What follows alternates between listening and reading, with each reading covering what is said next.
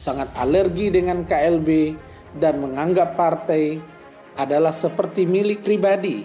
Tidak terganggu oleh hal-hal yang tentu mengacam terhadap kedaulatan Partai Demokrat. Pernyataan kubu AHY itu adalah pepesan kosong yang merupakan pernyataan hipokrit terkait lahirnya partai baru seperti PKN atau Partai Kebangkitan Nasional. Kubu AHY melalui juru bicaranya telah menyampaikan pendapat yang tidak konsisten kepada masyarakat Indonesia. Menurut saya itu semua opsi yang terbuka dan itu opsi yang konstitusional kalau juga membuat partai baru dengan cara yang konstitusional. Ada nggak cara membuat partai baru yang tidak konstitusional? Pernyataan itu bertolak belakang dengan praktek yang sesungguhnya dilakukan oleh AHY. AHY sendiri tidak bisa menjaga iklim demokrasi yang kondusif dan sehat di dalam tubuh Partai Demokrat. Membentuk partai baru saja gitu ya, daripada kemudian terus mengganggu kerja-kerja politik Partai Demokrat yang selama ini fokus kami untuk membantu pemerintah di dalam penanganan COVID-19 dan tentu dampaknya baik dari sisi ekonomi, pendidikan dan lain sebagainya. Kami supaya bisa bekerja kembali dengan tenang gitu, tidak terganggu oleh hal-hal yang tentu mengacam terhadap kedaulatan Partai Demokrat. Jika iklim demokrasi itu kondusif dan sehat di dalam tubuh Partai Demokrat, maka tidak mungkin akan terjadi KLB di Deli Serdang. Jika iklim demokrasi itu kondusif dan sehat di dalam tubuh Partai Demokrat, maka AHY tentu tidak akan menggunakan tangan besi ala Hitler dalam mengelola Partai Demokrat. Oleh karenanya sejak awal kami sudah menyampaikan bahwa KLB itu abal-abal. KLB itu tidak memenuhi prosedur dan ADART yang berlaku. Oleh karenanya wajar kalau kemudian dikembalikan. Dan saya kira akan dengan cara apa lagi melengkapi gitu. Karena memang pelaksanaannya tidak sesuai dengan prosedur dan hukum yang berlaku. Maka kubu AHY tidak akan mengarang ADART Partai Demokrat tahun 2020. Oleh karena itu, pernyataan kubu AHY itu adalah pepesan kosong yang merupakan pernyataan hipokrit terhadap demokrasi. Pernyataan kubu AHY sesungguhnya adalah membohongi rakyat. Jadi tidak ada hak apapun bagi KSP Muldoko atas Partai Demokrat. Sekali lagi saya tegaskan, tidak ada haknya KSP Muldoko mengganggu rumah tangga Partai Demokrat. Kubu AHY juga menyebutkan bahwa mereka tidak alergi dengan perbedaan pendapat dalam membangun bangsa dan negara. Faktanya, mereka justru sangat alergi dengan perbedaan pendapat, sangat alergi dengan KLB, dan menganggap partai adalah seperti milik pribadi atau milik kelompok tertentu. Ini juga merupakan bagian ya dari usaha kami untuk memenuhi aspirasi dan desakan dari para kader-kader kami di grassroots yang disampaikan melalui Ketua DPD dan Ketua DPC untuk memecat para pengkhianat ini yang berkolusi dengan pihak eksternal untuk mengambil alih Partai Demokrat dan melakukan KLB secara inkonstitusional dan ilegal.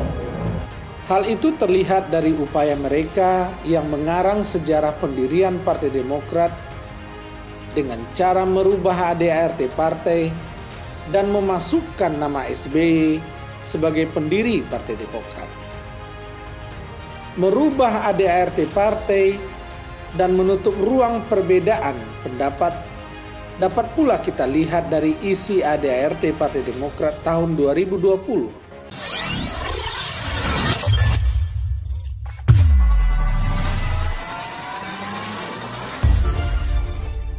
Juru bicara Partai Demokrat Kubu Muldoko atau KLB Deli Serdang Muhammad Rahmat angkat bicara terkait sindiran kubu Agus Harimurti Yudhoyono AHY. Kubu AHY menyebut Muldoko harusnya belajar dari loyalis Anas Urbaningrum dengan membentuk partai baru. Menyikapi hal tersebut, Rahmat mengatakan pernyataan kubu AHY justru menunjukkan mereka tak paham tentang esensi demokratisasi pasca reformasi.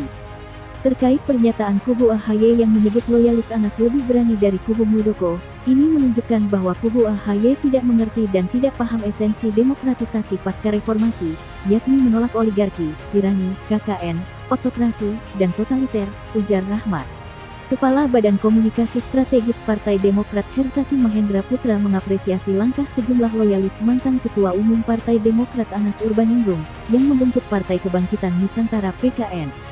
Herzaki mengatakan, langkah loyalis Anas itu merupakan langkah yang berani karena mereka terang-terangan membentuk partai politik baru, bukan mencoba mengambil alih partai politik yang sudah ada.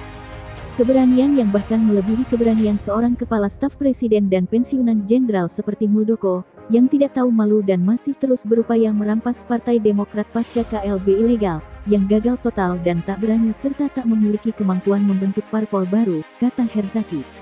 Bagi kubu Muldoko, kata Rahmat, partai itu bukan soal berani atau tidak, tapi soal demokratisasi yang sedang diperjuangkan. Sehingga, mengembalikan kepemilikan Partai Demokrat kepada rakyat adalah harga mati.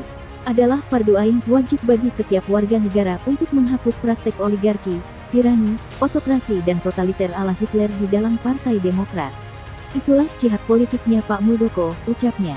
Sementara itu, dia mengapresiasi kehadiran Partai Kebangkitan Nusantara (PKN) yang diawaki mantan sekjen Partai Hanura serta mantan politikus Demokrat. I Gede Pasek Suardika sebagai bentuk kebebasan berserikat dan berkumpul yang dijamin undang-undang. Herzaki melanjutkan, mendirikan partai politik merupakan bentuk kemerdekaan berserikat dan berkumpul yang dilindungi oleh konstitusi. Menurut dia, bertambahnya jumlah partai politik dapat diartikan semakin banyak orang yang berupaya memperjuangkan nasib dan aspirasi rakyat melalui organisasi politik.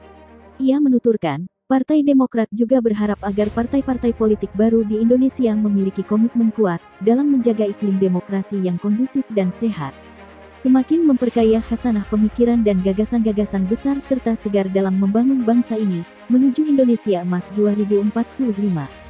Tidak alergi dengan perbedaan pendapat dalam membangun bangsa dan negara ini. Mari kita bersama-sama membangun demokrasi Indonesia yang lebih baik, kata Herzaki.